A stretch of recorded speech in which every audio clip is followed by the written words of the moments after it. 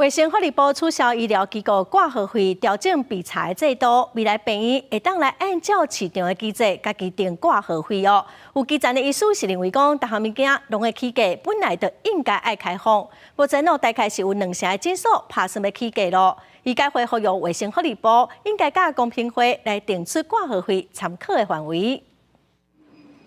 原本考虑民众看生医疗门诊挂号费参考范围是150至近300，若收费用超过上限，爱向卫生局申请备查。不过卫福部3月7日发文公告，取消医疗机构挂号费费用备查制度，也就是各医疗院所应按照市场机制家己来调整。什么都涨了，就只有薪水没涨，不是吗？所以这个东西也要涨，不是很奇怪吗？他要涨多少就给多少啊，都卖欢乐较多啊。台中有诊所马上就公告3月18开始调整挂号费，大报受开业20多年的诊所拢无起过钱，怨叹各项成本拢得起，真是吃不消。如今只是迟来正义，其实是迟来的正义了也是把这个法令呢明确化而已避免有些县市卫生局呢一直拿着鸡毛当令箭，把以前的备查当作审查。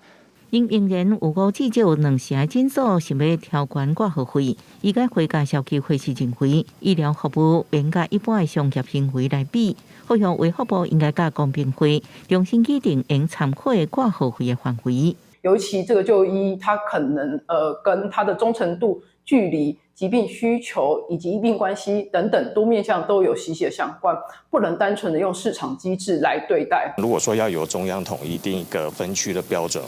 其实这个会有一些困难在，因为这个地区的医疗水准落差其实是会有点大。卫福部表示，重要是医疗院所爱提早公开调整费用的代志，互民众了解，若无应回归医疗法来处理。另外，医疗机构是不是应联合起价，是讲由公平会来做处理。记者综合报道。